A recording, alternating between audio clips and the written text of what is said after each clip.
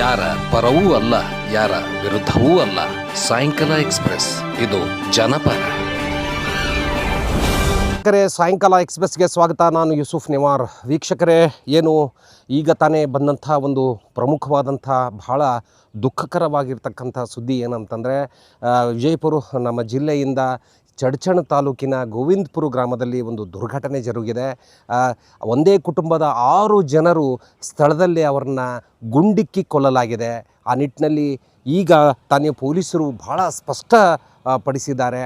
ಒಂದೇ ಕುಟುಂಬದ ಈ 6 ಜನರ ಅಂದರೆ 5 ಜನರನ್ನು ಕೊಲ್ಲಲಾಗಿದೆ. ಪ್ರಮುಖವಾಗಿ ಚಂದು ನಿರಾಳೆ ಅಂತಕ್ಕಂಥವರು, ದುಂಡಪ್ಪ ನಿರಾಳೆ, ಶಿವಪುತ್ರ ನಿರಾಳೆ, ರಾಹುಲ್ ನಿರಾಳೆ, ಸಮರ್ಥ ನಿರಾಳೆ ಅಂತಕ್ಕಂಥದ್ದು. ಅದರ ಜೊತೆಗೆ ಶಬೀರ್ ನದಾಫ್ ಅಂತಕ್ಕಂಥವರು. ಏನು ಒಟ್ಟಾರೆಯಾಗಿ ಈ 6 ಜನರನ್ನು ಗುಂಡಿಕ್ಕಿ ಕೊಲ್ಲಲಾಗಿದೆ. ಏನು ಹಿಂದುಗಡೆ ನೀವು ನೋಡ್ತಾರೆ ನಿರ್ಜನವಾದ ಪ್ರದೇಶ.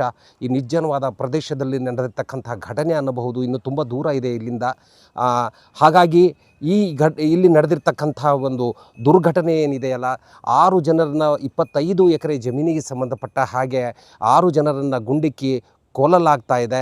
ಈ ಗೊಳಗಿ ಕುಟುಂಬ ಮತ್ತು ನಿರಾಳೆ ಕುಟುಂಬದ ಮಧ್ಯೆ ಹಳೆ ವೈಷಮ್ಯ, ಈ ಜಮೀನು ವಿವಾದಕ್ಕೆ ಸಂಬಂಧಿಸಿದಂತೆ ಒಂದು ವೈಷಮ್ಯ ಇತ್ತು. ಆ ನಿಟ್ಟಿನಲ್ಲಿ ಒಂದೇ ಕುಟುಂಬದ 5 ಜನರನ್ನು ಕೊಲ್ಲಲಾಗಿದೆ ಮತ್ತು ಅವ್ರ ಜೊತೆಯಲ್ಲಿರ್ತಕ್ಕಂಥ ಶಬೀರ್ ನದಾಫ್ ಅವರು ಅಂತಕ್ಕಂಥವ್ರನ್ನು ಕೊಲ್ಲಲಾಗಿದೆ. ಒಟ್ಟಾರೆಯಾಗಿ ವಿಜಯಪುರದ SP ನಿಂಬರ್ಗಿ ಅವರು ಕೂಡ ಸ್ಥಳಕ್ಕೆ ಇನ್ನೇನು ಕೆಲವೇ ಕ್ಷಣಗಳಲ್ಲಿ ಬರ್ತಾರೆ ಅಂತಕ್ಕಂಥದ್ದನ್ನು. ಒಟ್ಟಾರೆಯಾಗಿ ಇದು ಒಂದು ದುರ್ಘಟನೆ ಅನ್ನಬೋದು. ಬಹಳ ದುರದೃಷ್ಟಕರವಾಗಿರ್ತಕ್ಕಂಥದ್ದು ಇದು.